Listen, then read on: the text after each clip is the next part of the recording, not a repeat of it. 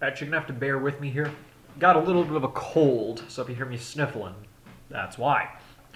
First thing I would want to do is make it clear that this is a solo recording.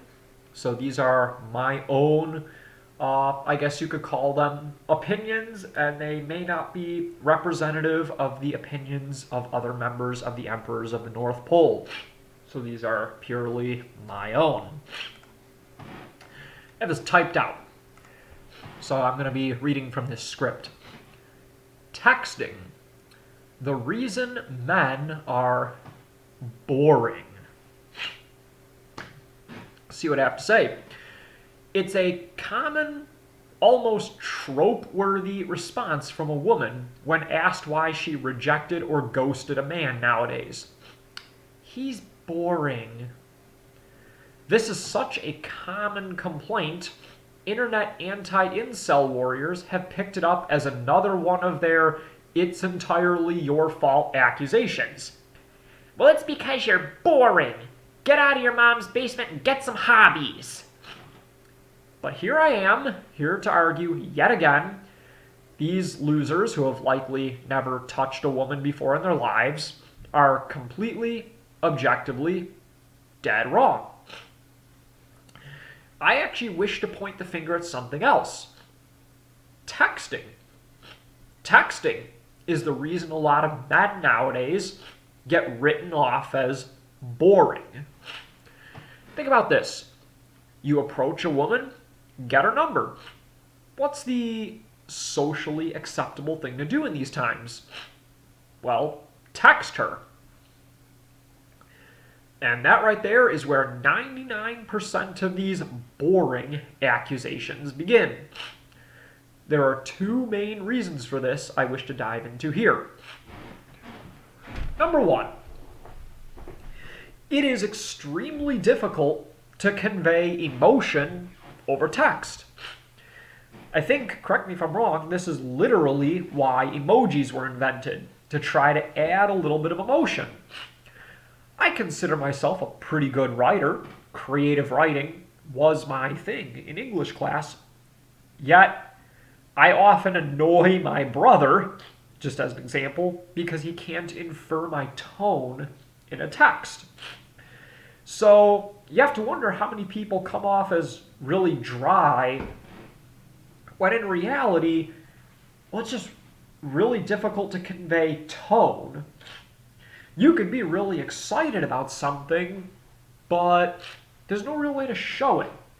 You can't see the person's facial expression or hear the inflection in their voice. It's just words.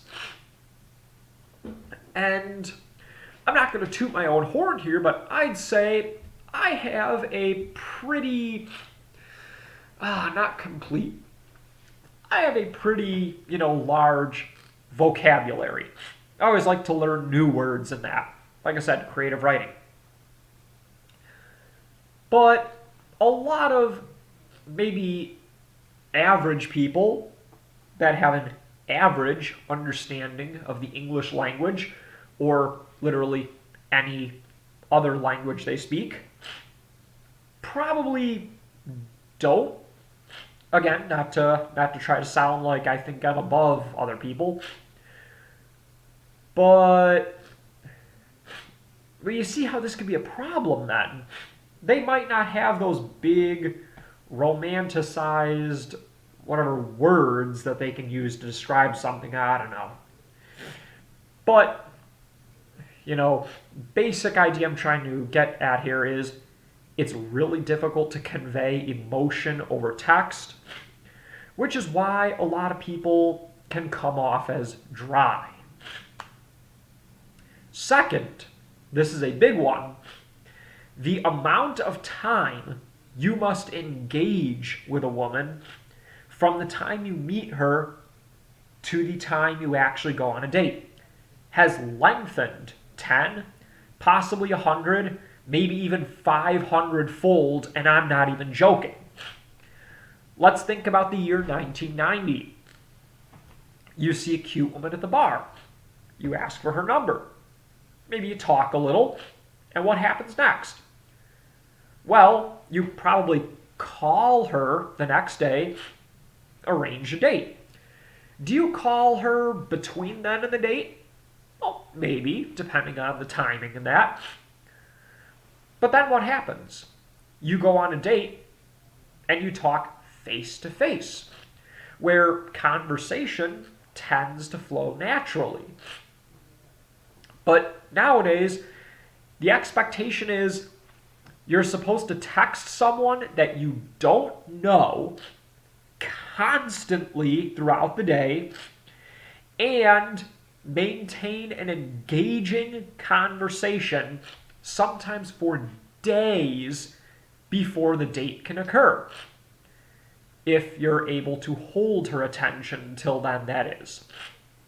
And, oh, she's not free this upcoming weekend? Well, just add another week to the attention holding. And unless she's really into you, where she'll put up with the boring texts, well, you'll probably run out of interesting topics after a day or two, and the conversation will probably devolve into, how's the weather? And bam, just like that, you're boring. Oh, Stacy, why did you stop texting that man? Oh, he's just so boring. Right there. Now, if you need proof of this, I made a previous solo recording entitled, I Would Have No Problem Getting a Girlfriend 30 Years Ago. And one of the key examples I used was your dad. Yes, you, the listener. Think about your dad. Is your dad some 10 out of 10 Giga Chad? Well, likely not. Your dad is your dad. And yet, he pulled your mom, which is why you exist. Now think of my dad. I think of my dad. Did my dad pick up my mom in his brand new Mercedes and whisk her away to some exclusive club where he's the guy to know before taking her back to his top floor penthouse? No. I think their first date was Chinese food. Right? And that was the point I made in that video, was your dad was not expected to be some sort of extraordinary human, extraordinary man, nor was he. Yet, your dad successfully pulled your mom. You know, but to relate it to the current topic, your dad is probably a boring man. If your dad lived in this generation, I bet there's no way he would be able to hold a modern woman's attention over text for 4 days. Which is, again, kind of a point I was making in that recording, is things are very different nowadays. I do not think at all that men have gotten worse or somehow less adequate. Well, okay, I do. Let's face it, some of them. Sometimes I just have to agree. But, whatever. But I think overall, it's not that men have gotten less adequate, less competent as men. Most of them, like I said. I think it's more of the expectations have changed, thanks to social media, dating apps, whatever. Well, then, dating apps. I think dating apps are more of an exacerbation of the issue than the source. Because texting existed and took hold long before Tinder went mainstream or was even launched. So I view these as secondary. However, it does present its own problems, as not only must you hold her attention for what are sometimes days on end, but she has 20 other men all vying for her attention at the same time. The instant you show any sign of being, quote, boring, she can forget about you and move on to the next guy who's more, quote, exciting. Now, the thing is, do I think that texting is the reason that dating nowadays is so screwed up and why so many men nowadays are hopelessly single? I do not think it is the reason, but I do think it is perhaps a piece of the puzzle. I think I've made a pretty good argument here that I think texting and the expectations around that have basically set up a situation where, yeah, inevitably men are going to come off as boring. Is simply because this is something that didn't exist 30 years ago. Now, here, let me make this clear. Am I saying this is a problem caused by women? Well, no. If you've been listening, no. Of course, if you have come to that conclusion, you probably haven't listened this far and are already posting this to your incel watchdog page. But as stated earlier, I think it's more of a societal expectation than anything else. Yes, you will stand out by calling.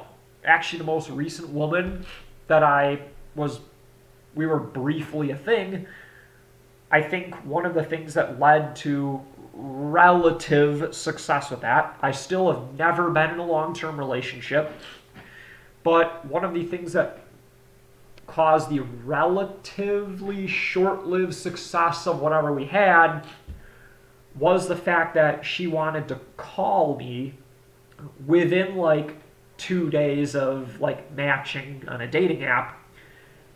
And of course, conversation flows naturally. We talk on the phone for 2 hours on just a random weeknight.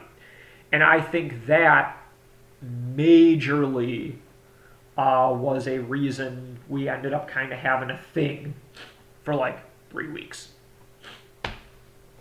As opposed to normally I get one date, that's it, and then I get ghosted.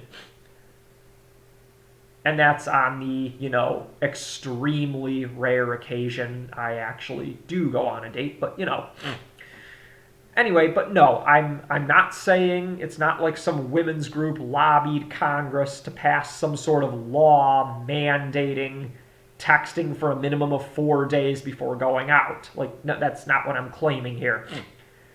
It just naturally occurred due to technological advancement. So I believe the point of this recording is education. I'm trying to reassure men it's probably not your fault. Anybody claiming it is your fault, well, you could probably just present them the arguments here. Another thing is trying to get women to understand it's not some large-scale problem with men. I think it's just more of an illusion than anything else. And then kind of a third thing is, once again, debunking the anti-incel warriors before they end up creating more Andrew Tate followers with their toxic accusations and treadmill arguments. If you want to understand what I mean by that, see our recording, Do Anti-Incels Create More Incels? Some more good arguments on how those people actually probably are responsible for the rise of incels more than they actually prevent them. Okay, I think that's all I have to say for now. Thanks for listening.